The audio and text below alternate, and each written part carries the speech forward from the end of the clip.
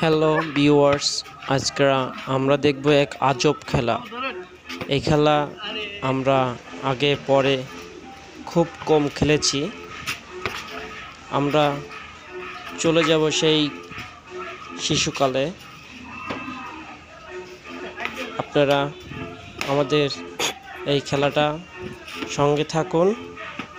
ভালো লাগলে অবশ্যই আমাদের চ্যানেলটাকে সাবস্ক্রাইব করে পাশে থাকবেন।